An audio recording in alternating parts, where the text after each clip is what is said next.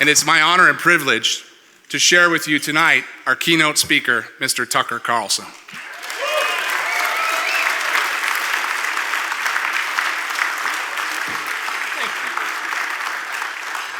A man I can look up to. When you told me that in Wisconsin, I was actually on the way to our annual grouse trip north of Manitowish Waters. What a great state. It's like Maine where I live, except flatter and a lot friendlier. And you told me that, I didn't even believe you. And then I looked it up, and it turned out to, of course, be true. And it didn't really actually surprise me at all, much as it horrified me, because, of course, in a moment where anything that is sacred is under attack, they're going to attack the thing that is most sacred to me, which is the relationship between man and animal that comes really only through hunting. So, of course, and that's why one of the reasons I was so honored to be asked to come here tonight. Also, any group with Teddy Roosevelt in the name, it's like, done. I'm there. When I was a kid, Teddy Roosevelt was the model of manhood in my house. And I'm not that old, actually, despite my appearance. I grew up in a world where Teddy Roosevelt was commonly acknowledged as like the archetype of what it meant to be a man. And if you're interested in his life, and I'm sure everyone here has, read the Morris biographies and, knows a lot about Teddy Roosevelt, but the thing you notice immediately is that at every moment in his life when things kind of fell apart, he instantly retreated to the wilderness. That's the first thing he did. When his father died when he was 19 at Harvard, first thing he did was go to Maine, which, we're flattered by that in Maine, and wound up spending a lot of the winter in Maine, hunting, fishing, and trapping in the state in northern Maine, climbed Katahdin, and started a lifelong friendship with his guide, which, those of you in the room who've hunted and fished your whole lives know about that sort of weird, almost holy relationship you can have with a guide that can extend the entire course of your life. And we have a couple of them in our family's life who sit at our Thanksgiving dinner table every year, and that's how close it is. The relationships that you build with people through the sports of hunting and fishing are not like other relationships at all. And you see it in the people. I met a ton of people before giving the speech, and I have to say of the women, not only were they very pretty, but I would say about 60% had cross necklaces on, which is, I'm just going to say it, my favorite thing. You approach me with a cross necklace on, I love you. Not only because you remind me of my wife who wears one, but because it symbolizes what's important to me. But it shouldn't be surprising that a group dedicated to conserving God's creation would be wearing a necklace like that, because the connection between people and the land is really the connection between people and the eternal, in my opinion. And no, it is. If the most important thing to you is God's creation, it tells you a lot about who you are. And I have to say, like Teddy Roosevelt, I've not lived half as an exciting life as Teddy Roosevelt, who's literally, as everyone famously knows, in 1912, while giving a campaign speech, running for president, a campaign he never should have run. Even a man as great as Teddy Roosevelt was subject to hubris. But he's giving a speech, and a man called John Schronk walked up and shot him point blank with a .38. The gun I carry, I think a lot of the .38. I think it's a pretty robust cartridge. But somehow his glasses case stopped it, and he spent the rest of his life, he lived another 7 years, with that .38 slug in his flesh, and gave the speech anyway after being shot. Imagine the kind of man it would take to give a speech, a 90-minute speech while bleeding with a .38 slug in you. And I think, could I do that? No. No. I would collapse. I've been shot. He was running on the bull moose ticket that year, and instead of saying, I've been shot, he looked calmly at the crowd and said, it's going to take a lot more than that to kill a bull moose. Which I can tell you, as someone who lives in Maine, is true. Hard to kill a bull moose with a .38. But still so impressive. But one of the things about his life that has resonated in mine is that when things get bad, you retreat to the wilderness. And when things started to get super crazy for us in Washington, the city that we spent most of our lives in, my wife and 4 children, maybe 6 or 7 years ago, our first instinct was to move to the town that we had gone to our whole lives in Maine, and not in coastal Maine, not in the the Lighthouse and Lobster Roll, Maine, but the macaroni and cheese fentanyl, Maine, up near Canada, and which we love. An area where literally the only reason to live there is if you love nature. There's nothing else there. There's nothing. I'm sitting next to the Cabela's, and I got super enthusiastic about their store in a way that I think made them uncomfortable, because I was such a fanboy about it. But because when we got at Cabela's, 2 hours south of me in Scarborough, Maine, everyone in my town of 100 people was like, they got a Cabela's in southern Maine. No one goes to southern Maine because that's where all the people you don't want to be around live. But the whole town made the pilgrimage to buy cheaper ammo and sporting clays at your store. And that's not surprising, because why would you live there otherwise? So to live in a world of people who really don't have a lot, I mean, actually, the town I live in is poorer than any inner city neighborhood in the United States, literally in per capita. I mean, there are 2 houses walking distance from my house without running water. I've got 2 people who work for me who grew up without running water. I'm not overstating, it's just a fact. And so this is a legitimately, this is one of the poorest counties not on an Indian reservation in the United States. But it's a pretty happy place, actually. And I've always thought that it was happy not because anyone's thriving. There are no jobs, and drug use is endemic, and that's, of course, really sad, and it kills a lot of people. And there's kind of no excusing that. But if you talk to people there, they are pretty satisfied with their lives, a lot more than if you're poor in a city. You could be twice as rich, you could be 10 times as rich in a city and not be as happy as the people who are standing outside our gas station, the only store in town, watching the bear hunters come in September. In Maine, you have to take the tooth out and give it to the lady at the cash register to tag it. And so there are, trucks out front every morning, and people are comparing bears, dead bears. Everyone's like, pulling up the teeth and kind of hoping they're still dead. Then yanking them out and bringing in the lady who's like collecting teeth. Then they all buy the little shots of Allen coffee brandy and generic cigarettes to celebrate. And, it's a very culturally specific place. Those of you from Wisconsin can kind of relate. Less beer in the morning, more liquor, but whatever, it's the same vibe. And everyone's happy. And there's not one person there with health insurance. No, there isn't. I mean, that's real. I don't know that, I'm not aware of any dentist within a 20-mile, 25-mile drive from where I live.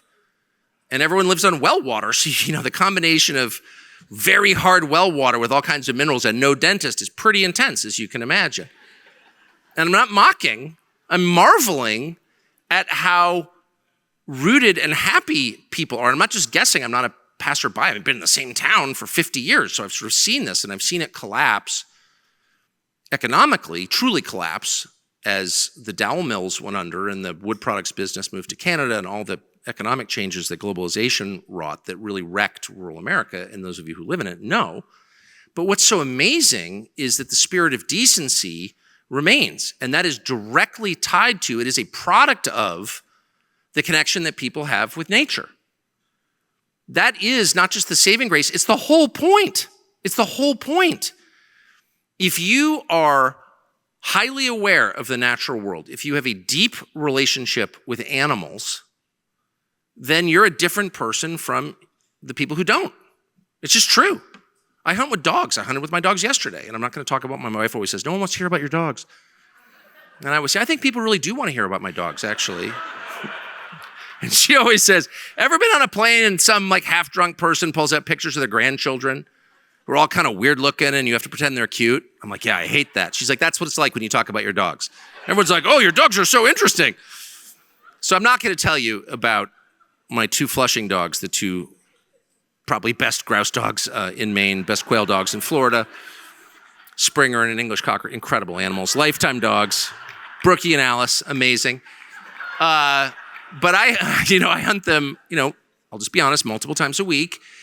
And we were just talking, the Cabela's and I was talking at dinner about how when you hunt with dogs, you're not really hunting. The dogs are hunting. And you come home and take credit for it. I killed this or that, you know what I mean? A mountain lion, bear, in my case, a quail or a grouse or a pheasant or whatever. Chucker. I'm not above hunting chucker birds. Anyway. And, I shot this, I shot that, and then I go on about how the 28 is actually superior to the 20 and all, but it's all kind of a lie. Your dogs did that. And in so doing, you had this relationship with these animals that transcends the moment. In fact, it transcends the era. This is the only carnivorous animal human beings have ever domesticated. We're not even sure how or why people domesticated dogs, but we know for a fact since the beginning of any kind of human civilization, people have lived with dogs. They're in cave paintings. They're in graves. And why is that? Well, who knows why? But it's only through the experience of hunting with them that you begin to maybe understand the roots of that. And the main thing that you learn when you hunt with dogs, and you don't learn this in any other way, is that the distance between people and animals is a lot narrower than we imagine that it is. And I don't think people who don't hunt, who don't work with animals, understand that. I don't know how they could. It's a completely different experience to come home to your, what are those weird hybrid dogs that everyone has now that are part poodle? I don't even know what they're called, but they're supposedly better for your furniture or something. I don't know, whatever. I'm sure they're fine. I'm not even gonna say it. I'm not gonna say it. But if you come, I know I'm being mean. I can't control myself. Remember, talk show host, okay. But if you have a dog at home, and I've had them all my life, many of them, 4 at a time. And that's wonderful. But the experience of working with the dog, hunting with the dog, sharing a mission with the dog, communicating with the dog while working in nature brings you insights into yourself, into people, into the natural order, the hierarchy of living things, and I would say into God, that you would never have otherwise. We flatter ourselves, it's us and then all the animals. And I do think that people who live in cities and want to ban hunting because it's mean to animals are speaking out of such ignorance that it's like hard even to take it seriously. Like, what do what's a deciduous versus a conifer? Like, name 3 bird species. Like, do you know anything about nature? Nothing. And it's only from that position of ignorance that they can issue decrees like, we're banning all hunting because it's mean to animals. And the response from people who hunt is like, well, where do you think food comes from? And they always say that, where do you think food comes from? Well, it comes from animals, right? Protein comes from animals. But I would take it even the next step, which is to say, like, shh, adults are talking. You have no idea what you're talking about. You literally have no idea.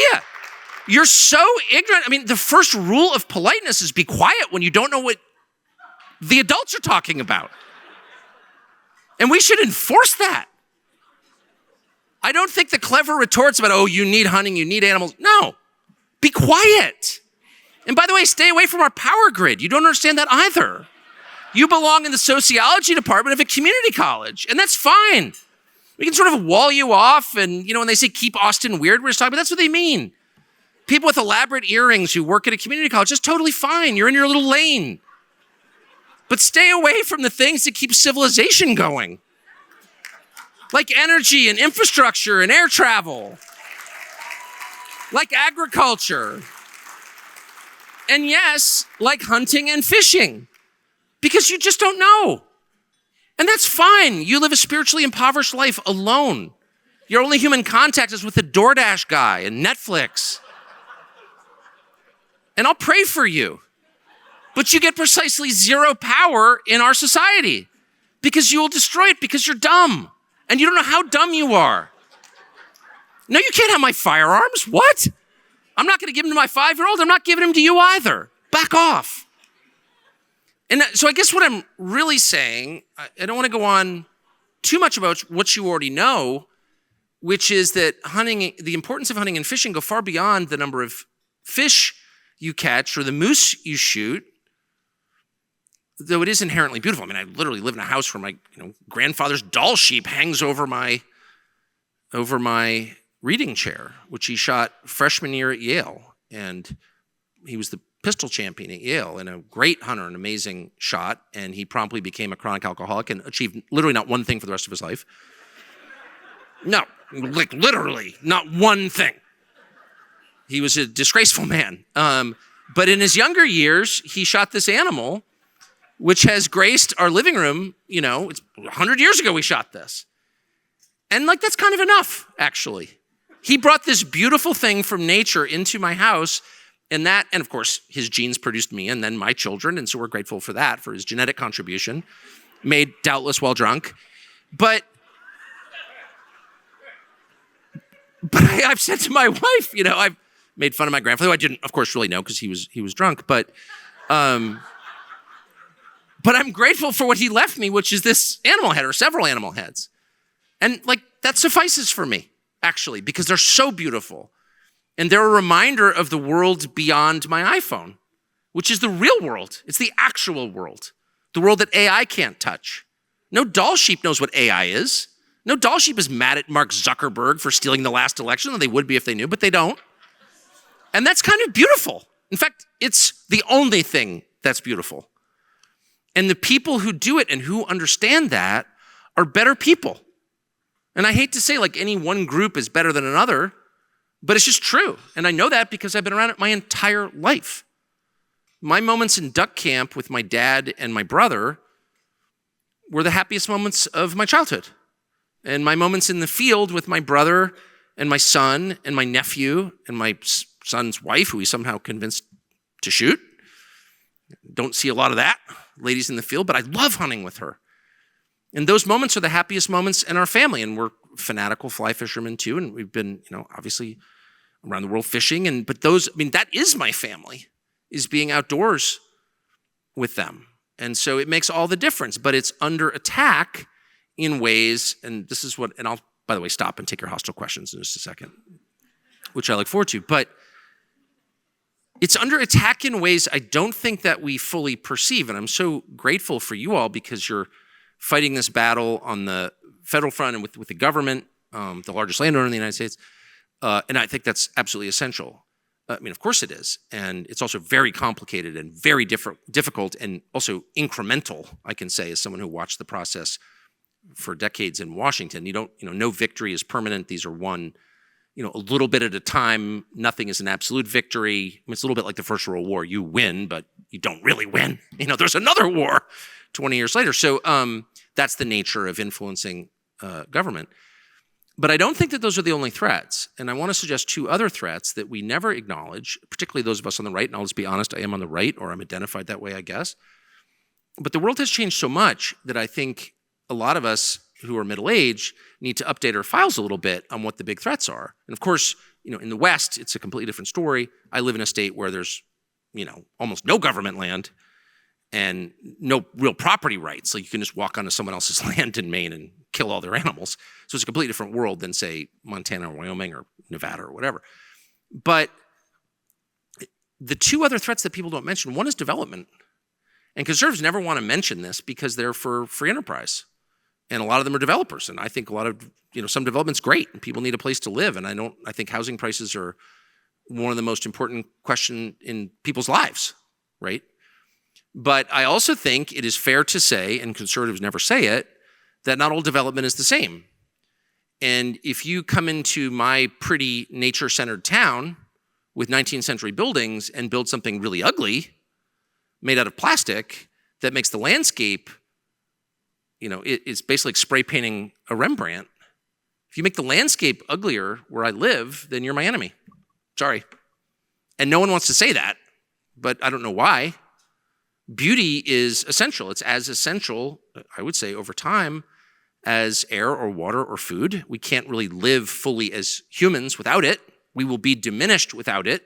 We punish our most dangerous citizens by putting them in concrete cells alone without beauty. If you wonder how important beauty is, and anyone who hunts or fishes knows that a huge part of the experience is the stream itself, regardless of the massive, fat, square-tailed brook trout that reside there waiting for your fly, or the field itself, or hunting doll sheep at altitude. It's like the mountains are a huge part of it. The solitude is a huge part of it. God's creation. I was stuck in New York City for years in my grim television job trying to pay private school tuition, none of which was worth it, I would say, in retrospect. But, and I was stuck there on the weekends for 4 years, and I had no outlet because I was in Midtown Manhattan, which really is an offense against humanity. And so I would trudge with my fly rod to Central Park to try and catch some of their radioactive diseased bass. And if you've ever, put together, a 6-weight in Central Park, it's literally weirder and more offensive than, say, shooting heroin or mugging somebody in Central Park, both of which are just features of the landscape. And of course, it's mugging, it's drug use, we get it. What are you doing, you freak? And I was confronted repeatedly, but and of course I hated the whole thing, but I needed to do it because you have to do it. You have to be in a place where human beings in their folly haven't made things uglier. You just have to, or else you die inside. It's like that important. And I think that's the story of every person, whether we recognize it or not. And so again, anything that destroys the landscape thoughtlessly, I mean, all development destroys the landscape. Some of it's necessary. But if there's no effort at all to preserve beauty, if everything is done purely to maximize the return for the people who did it, leaving behind the detritus, this ugliness that the rest of us have to live with for generations, then that's a crime. And we should say so. No, you're not allowed to build something ugly in my town. Sorry, you can't, because I live here. No, you can't build an industrial wind farm on the mountains that I look at. And if you're going to do that, we're going to find out if a 308 can take one down. And this is like a massive debate where I live. Can a 308 do that? It's a pretty good NATO round. Like, it could do it, right? No. 50 BMG minimum. I've never actually done it. I'm moving toward doing it. I will do it before I die. It's one of the, you know, that little bucket list thing? You know what I mean? Vacation in Tahiti, Mile High Club, whatever's on yours, okay? Wow, I can't believe I just said that. Sorry, I just revealed too much. But seeing if a 308 can actually stop an industrial wind turbine, yeah, that's on my list. It is, and I'm going to do that. And when I get taken to jail, I'm going to be a prisoner of conscience. I'm going to be the Julian Assange of Western Maine. Yeah, I did it. And I did it for humanity. That's why I did it. But it's just interesting that, okay, so but this attack, and these are private companies from Canada doing it where I live, and whatever you think of wind power, I mean, I'm not actually against wind power on some principle. Of course not. It's not a bad idea. And neither is solar, not an inherently bad idea. I'm not that much of a crank. But it matters both whether or not it works. Spoiler alert, it doesn't. But it matters most of all to me what it does to nature.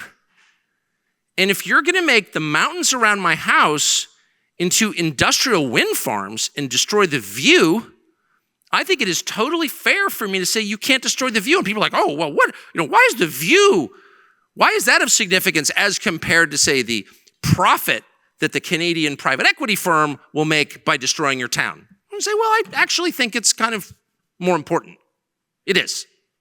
Beauty is more important than whatever the Canadian private equity firm is making. And by the way, get out of my country, okay? Scamper away. I don't think we should be ashamed to say that at all. And some massive, ugly housing development, how about you build a massive, beautiful housing development? And it costs you 20% more, but that's kind of the price of not destroying things. And we're going to demand that you do that. But we don't. And we just sort of sit back and go, that's the free market. Well, I would say two things. One, I'm strongly for the free market. I wish we had one. We don't. We have an economy based on monopolies that exist because they have favor from the government, period. That is our economy. And second, like, how far do we want to take the ideology here? I've got a bunch of kids. I'm sure everyone in this room has a bunch of kids because they're the kind of people who would have a bunch of kids, and God bless you for that. But if you're like, well, I'm not going to kind of raise or direct my kids as they grow up, just sort of hoping, they arrive at a good place. It's kind of the free market as applied to childhood. You're going to be visiting your kids in rehab. For real. That's not how you raise kids. You raise kids with intention. You don't have to be a fascist about it, but you have to clearly articulate, this is what our family stands for, these are our values, this is what we believe, this is what we do, what we don't do. You can't smoke pot at the breakfast table, sorry. We don't do that. We don't have a free market approach to that. And no, you can't build another dollar store in my town. Like, no. And like, maybe I'll burn it down if you do. How's that sound? Because it's my town. Oh, you're so radical. Really? I'm the radical one? I rolled into your town and made it ugly? I don't think I did. I think you did that. I think you're the radical. And I'm responding in self-defense. And I don't think there's anything wrong with saying that with a little bit of menace. And I mean that because I think the stakes are that high. If you wake up, there are parts of this country that look nothing like they did 20 years ago. And I drive through them and I said, I can't believe, who built that? Where's the architect and why is he not in prison? People didn't build buildings like that 80 years ago. There wasn't one building in America that looked like that. Why are we doing that now? And why are we letting them do that? And rich people don't live like that. There's no building like that at the Yellowstone Club, in case you haven't been recently. Baker's Bay doesn't have a dollar store. No, it's true. The snickering ones have been to Baker's Bay, you know. No dollar store. Because no one wants to live around that stuff. So why are we doing this to rural Americans who everyone knows in their hearts are the best people that we have? And they have the greatest claim on this country because they've been here the longest. Their families have been here the longest. And so why do this to them? Because we can? It's totally immoral. Hurting people because they don't have the power to fight back is the worst thing that you can do. It's beating an animal. But we do it, and no one says a word about it. And people who hunt and fish should defend rural America. Not just America, but Americans, the people who live there, because they are the best people. And they're hurting. And the second thing that we should be very concerned about is related to the first, and it's population. So we spend a lot of the winter in Southwest Florida, and of course, we've got amazing tarpon and redfish, and particularly snook fishing. Tarpon in the spring, but snook all year round. Huge snook, 40-inch snook. Try to catch one of those on a fly sight casting. I mean, it's harder than tarpon. It's amazing. But we also have, over the last couple of years, really good native quail hunting, which is kind of amazing considering we're that far south. I hunt on a huge ranch outside of Fort Myers, huge, second biggest ranch in Florida. I know the people who own it, wonderful people. They've had it for over 100 years. I'm not going to name them and embarrass them, but they're a great family. And, the land in Florida doesn't produce a lot. At this point, it's like citrus is dying, so it's like, it's cattle, of course, breeding cattle, not raising them. They go to Texas for that. But watermelons and sod. Don't get a lot out of the land. So they decided, how can, since we have so much land, maybe we could manage it for wild quail and go through, which is very complicated. Anyone from Texas can tell you. Quail are like a mystery of the universe. We don't really understand how they work. We could send a man to the moon, but we can't keep the bobwhite population healthy, right? Which is extremely distressing. Like, I don't care about the moon. I care about bobwhite. But anyway, those are my priorities.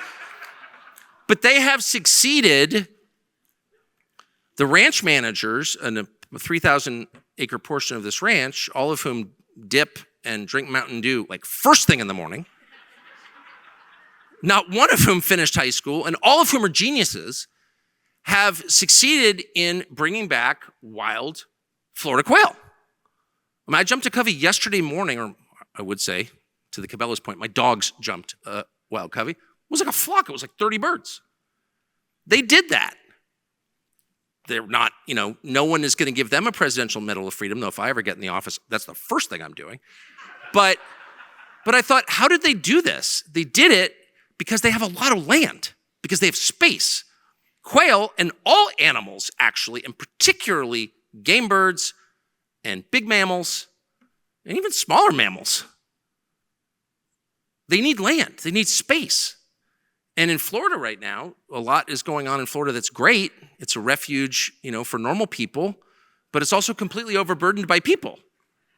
And they're developing Florida without any thought. I mean, they've been doing this for 50 years, but right now it's accelerated in the last 3 years, particularly on the southwest part of Florida, so between Naples and Fort Myers.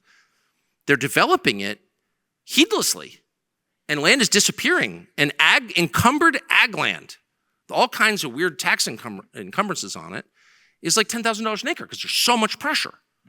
And this one family has decided, we're not selling, and we're going to just create this amazing resource by bringing natural quail back. And I thought, that can't happen unless somebody decides that open space is worth it for its own sake, not just for quail hunters, but for everybody, for people who drive by, for the birds themselves, for migratory birds. And yes, even for the hated pigs. And I do hate the pigs, and I wish someone would figure out how to shoot them more effectively during daylight, obviously. But I also sort of love the pigs. Because the pigs, which were, of course, originally domesticated animals, the hogs, sort of will use the whole landscape. Like, they don't care whose land it is. There's no fence that can keep them in. They're way smarter than almost any of my college roommates. And they're like the bison of the modern era. They roam free. despite all our attempts to pen them in and shoot them from helicopters with ARs. And by the way, I don't really think you can kill a hog with .223, but my son claims you can, but whatever. The point is, keeping land open and away from development, not because all development is bad, it's not. I'm not here from Earth First or something. Though, I don't dismiss all their priorities at all. But anyway, the point is, that is essential. And it's going to be harder than ever because of population growth. And population growth is the one thing that nobody ever talks about. And the only people who ever talk about population growth are like the crank anti-children people. Like, no one should have kids. Well, I think Americans should have tons of kids. I only have 4. I wish I had 10. I'm not even Catholic. And I really mean it.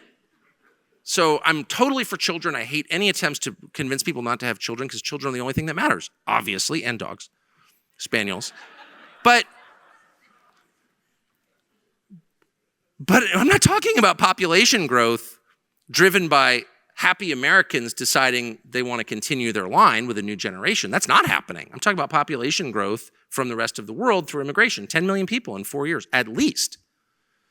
And there's a huge debate about the legality of this and our country's being invaded and all this stuff. It's all true, and I have strong feelings about all of it. I'm sure everyone does.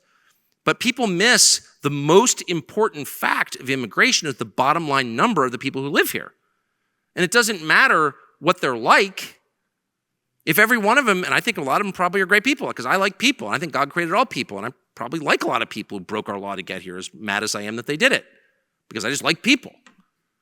But at a certain point, it doesn't matter. The result is a crowded country.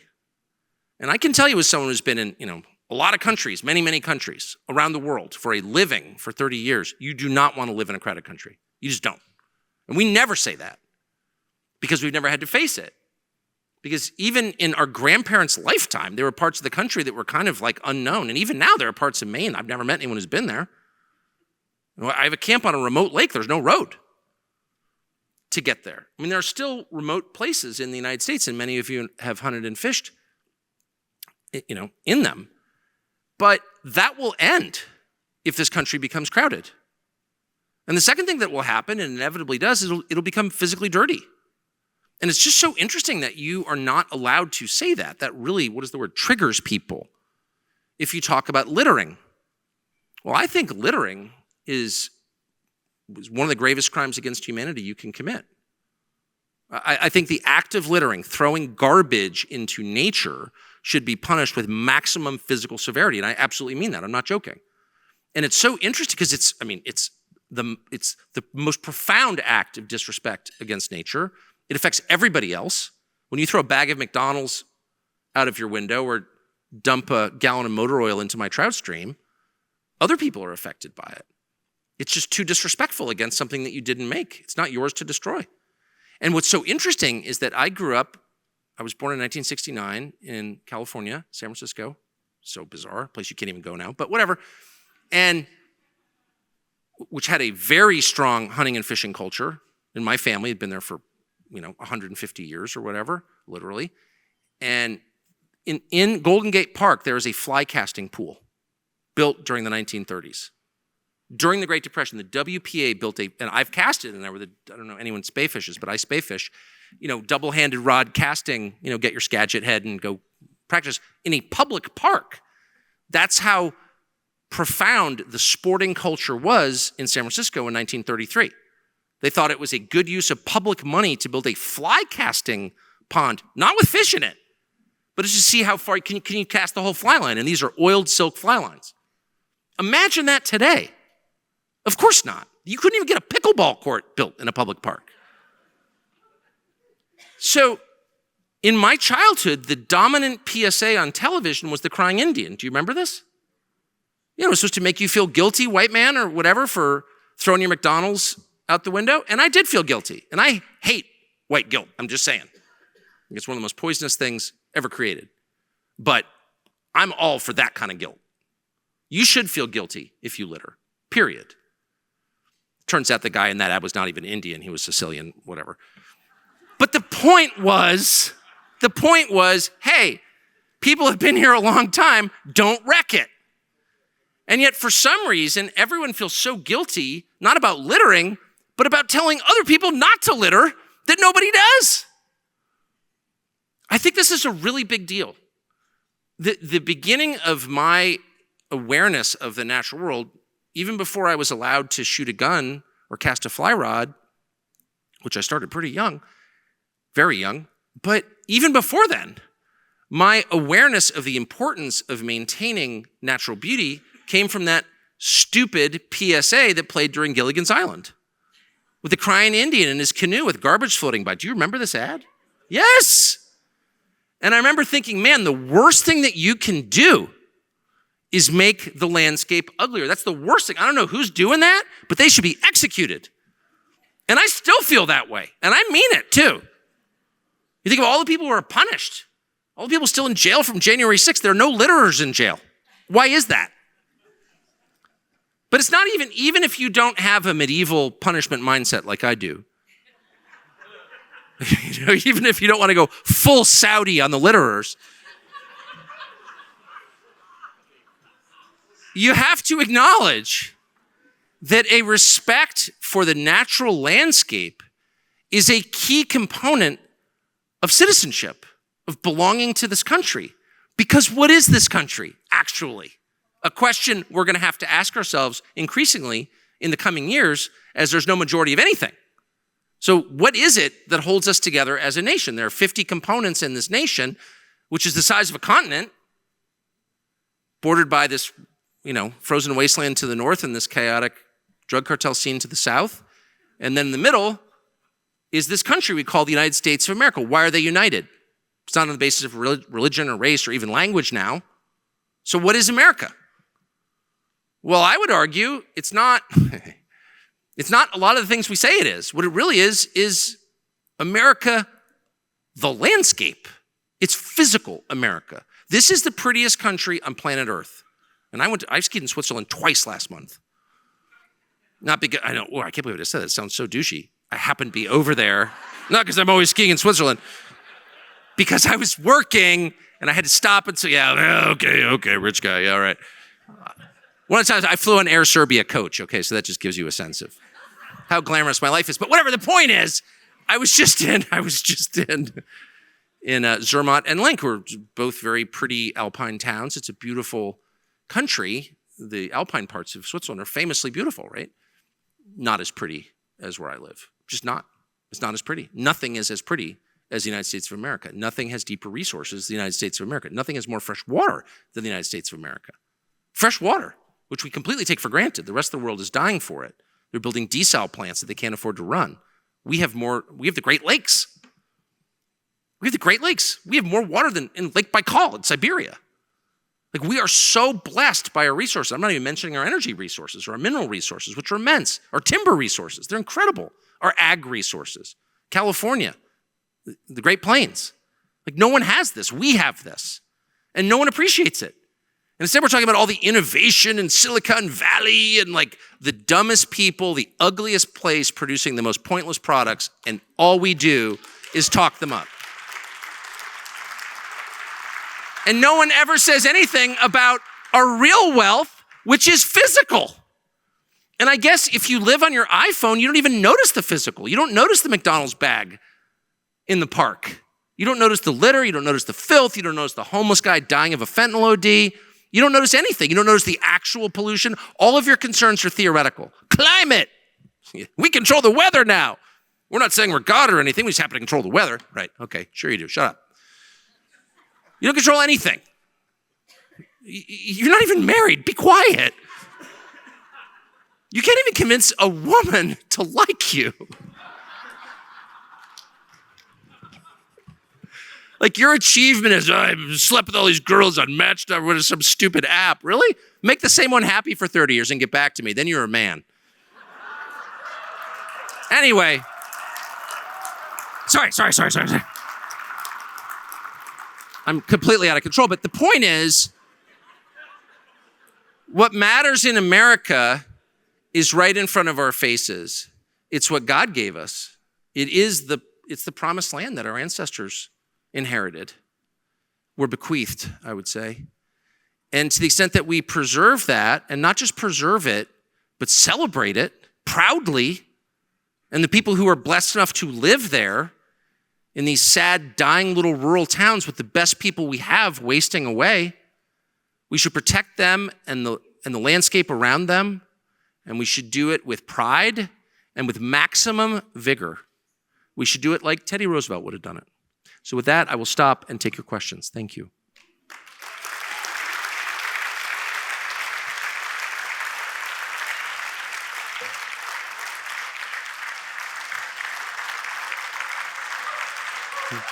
Oh, don't stand up. Come on. I'm from a culture of cruelty and confrontation, so I hope someone will scream at me as a fraud or a climate criminal really quick so I can get back to the life I'm used to. Do you have any questions? I don't even know how long I went, but. Oh, you're talking about the tobacco-free nicotine product I use. No, I can't promote. I probably shouldn't do it. No, I like a lot of people who hunt and fish a lot. I grew up using tobacco. My father's only instruction to us when we were kids was filters are bad. They clearly block the oxygen. And then he told us, he learned this in Marine Corps, that when you smoke a straight, he smoked Pall Malls, we smoke Camels. He was like, when you finish it, you field strip it, and you roll up the paper in a ball and you flick it away, and then the enemy doesn't know you're an American. And I was like, Pop, we live in La Jolla. Like, I'm not, what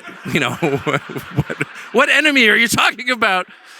He was never clear on that. But we always dipped always, like in a duck blind, because you can't smoke with mittens on. It's freeze. It used to be freezing in duck blind. So we would always dip Copenhagen, and I just kept doing it my whole life until I realized that actually women don't like it. I thought that was a lie. You know what I mean? One of the great sort of puzzles for men when they get married and then they have daughters is to discern between the things that women claim they don't like and the things they really don't like. And I'm not going to go through what those might be, but there are several. But in the actually don't like category is chewing tobacco. And I learned this. And when my son got married, he's like, how is it? She told me I can't dip in bed. And I was like, well, that seems reasonable. I mean, I'm like not a feminist, okay? I actually believe in the patriarchy, and I think you should run your house like David and Solomon ran theirs. I get it, but I do think that's a fair request.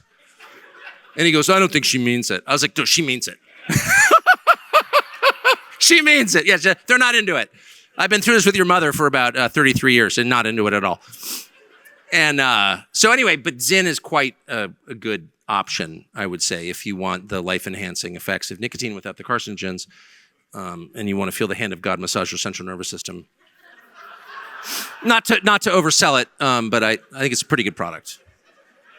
Yes, sir.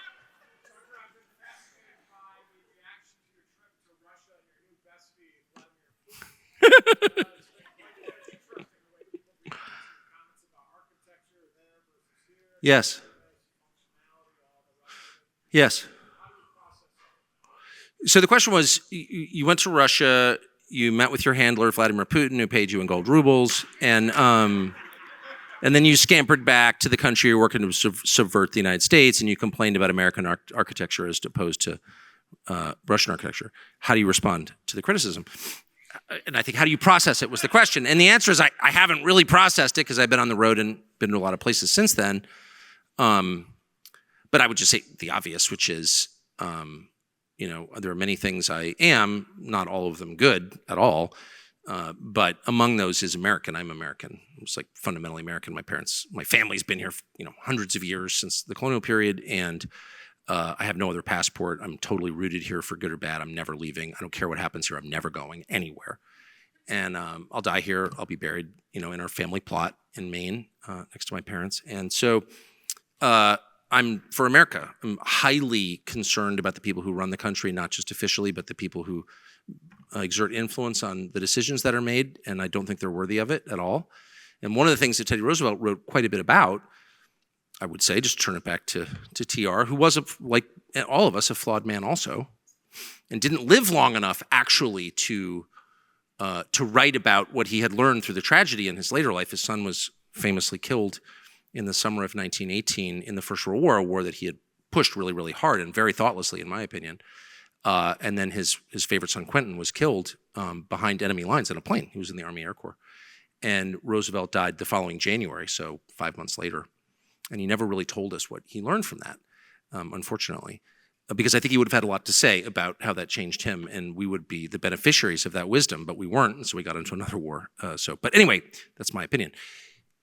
But one thing he did write a lot about was the need to have an impressive ruling class. And he was often called a populist, and of course he went after the trusts, including a trust that my relatives controlled, the Sugar Trust, the Havemeyer Sugar Trust, which he destroyed. But he was a product of that same class. He was a ruling class guy. And that's why he was an effective critique of that class, because he knew them. He wasn't sort of pressed against the glass hoping to be one of them. He was born one of them in New York City. I think on East 30th Street, if I'm correct. But anyway, the point is, he knew the people he was talking about, and he knew how unworthy they were of leadership of a country this great. And that's why his criticism stung, that's why his reforms worked, because he knew what he was talking about. He wasn't trying to get rich, he was rich. They didn't have anything that he wanted. He had social status and he had money. And so he cared about the country, he cared about nature, he loved animals, and as decent people do, he loved children, he had a ton of them, and he loved the nation enough to call out the bad actors in the ruling class, not because he was against ruling classes, he was a man of deep learning. The book that he wrote at Harvard, The Naval War of 1812, the 2 volumes, is still in print, and he wrote it, it's still assigned to the Naval Academy, or was a couple of years ago. He wrote it because he was bored, because Harvard wasn't hard enough for him. That's how intense his intellectual energy was. He wrote like 50 letters a day, and he read all the time. While exercising, he read. And one of the things he learned from his deep reading in history was that the ruling class, the hierarchy, is a feature of human nature, as it is in the animal world. There's one head dog in a house. And if there's any confusion about who the dog is who's in charge, the dogs will kill each other until a leader is chosen. It's just a feature that we didn't create, and it will never change. So populism as an idea is stupid. You're not going to have a flat society. You're always going to have a hierarchical society. What you're looking for is a ruling class that is wise, who understand their own limits, who know that they're not God, and who treat the people beneath them fairly and with love, who care about the people they lead. Love is the key. And I'm not a liberal, hardly. I already said I want to execute litterers, so you know I'm not a liberal. But I'm going to use liberal language when I say love is the key. You have to love the people you're in charge of, whether it's your children or your troops if you're an officer, whether it's your employees if you're an employer, or whether it's your voters and citizens if you're a political leader. And if you don't love them, you will hurt them. It's really, really simple. Beneficence has to be at the heart of your motive. And if it's not, you're a bad leader. And Roosevelt understood that and said that much more articulately than I am now doing. And we don't have that. And that's what drives me crazy. It's not a question of Biden versus Trump. I mean, it is, strictly speaking, that question. And I have obvious preferences, which I've expressed many times. I had dinner with Trump last night. But it's much bigger than that. It's the people who've reaped the most benefits from the system, A, don't believe in the system, and don't love the people who made those benefits possible, the rest of the citizenry. They don't. And I live in one of those towns, and I've seen it. They don't care at all. If everybody in the town I lived in died of a fentanyl OD, there'd be no story in the New York Times except as like a curiosity. Entire Maine town dies. No one cares. You have to care. That's why you're a good parent, not because you're super smart or like unusually selfless. You're not Mother Teresa. You're just like a goofy dad like the rest. You know, we're all just goofy dads like making dumb mistakes with our kids. But if we love them, they'll turn out okay. That's all that matters is your motive. And that's why everybody can be a pretty decent parent. Everybody, even the super dumb people. You're like, oh, that person shouldn't have kids. I think they should, actually. I think they should. Because they can do it. All they need is to love their children, and they'll get it right enough. The dumb people will probably make more mistakes because they're dumb. But it'll still be okay if they love their kids. And it's exactly the same with our leaders. Everyone's like, our leaders are so unimpressive. Yeah, well, if you only knew, I know them. Are you joking? You wouldn't hire them to run your kid's birthday party. They're losers. but they'd still be okay. They'd still be good enough. Maybe not the best we could get, but that's all right. You're not always going to get the best. They would be okay if they loved the people who live here. And so that was basically that's just my message. Like, to the extent I have a message, it's that. It's like, why does a place like Russia, run by Vladimir Putin, who I'm not endorsing, I don't want to live in Russia. I would if I wanted to, but I don't want to. I have no connection. I'm not Russian. I'm American. I just want that here. I don't want their system. I don't want their language. Their food is excellent, I will say that. But I do want to live in a place that's a lot prettier. And the question it evoked in me was, why isn't my country, and its cities in particular, that pretty? Like, what's the answer? Oh, shut up. No, how about no? I'm not going to shut up because I'm 54 and my kids are grown and I don't have to. And now I've got the internet. So be quiet. No. What's the answer? Why does Moscow, which I didn't even want to go to. I mean, I had no idea what Moscow was. I'd never been there before. I had no interest in going there ever. And the main reason I went there is because they told me I couldn't go. Oh, well, I think I can. Because I don't know who you are. You're not my dad. Back off. I'm going to Moscow. Anyway, so I went there, and the first thing I noticed was, and I didn't like the system, and I believe in free speech, and I'm American, I want to live in America. But it is so much prettier than any city we have. It didn't make me love Russia or love Putin. It made me really mad at the people who are in my country. Why are you putting up all these ugly glass buildings everywhere? No one likes those. There's no privacy in them. One of the beauties of being in solitude in the woods is there's privacy. We have a fishing camp in our family, purchased for $70,000. Just for the record, it's 1 mile of trout stream. Very productive trout stream, by the way. We've never managed it in any way. They're native wild trout. And my kids are always like, no one's ever been on the property except us. That's it. It's 25 minutes from my house. It's my favorite place in the world. In fact, my backdrop for our show that we're doing is video shot at our fishing camp because it's so beautiful. $70,000, that's rural America. And my son always goes, we could fish naked. We can't because the mosquitoes and the black flies. So we fish we actually... we actually fish like Bedouin, totally covered up. But whatever, you could because there's no one there. So it's in privacy, we have freedom. That's why we have doors on the bedroom. Not because we're ashamed of what we're doing in the bedroom, but because that's a prerequisite for freedom is privacy. And anything that denies us privacy is an attack on our spirit and on our humanity. In a glass building, an open floor plan where everyone works in a cube is an assault on my spirit and dignity as a human being. And nobody says that. You're a freak. You're weird theories. They're not weird theories. They're the most obvious observations a man could make. And that's all I want to say is we don't have to live like this. And we shouldn't live like this. We should refuse to live like this. You cannot dehumanize me. You can't tell me what to say or think. You can't force me to live in a way that I wouldn't force my dogs to live. We've bed trained them, by the way, so they're right there, but whatever. That's all I'm saying. And if you denounce me as a tool of Putin, I don't care. Because I don't care about you and your dumb opinions. Adults are talking. That's it. Thank you. Free speech is bigger than any one person or any one organization. Societies are defined by what they will not permit. What we're watching is the total inversion of virtue. Hey, it's Tucker Carlson. The internet is crowded with interesting things that don't really matter. On TCN, we attempt to bring you interesting things that actually do matter, and a lot of them. Interviews, long form and short, videos, documentaries. You can find all of it on tuckercarlson.com, and we hope you will.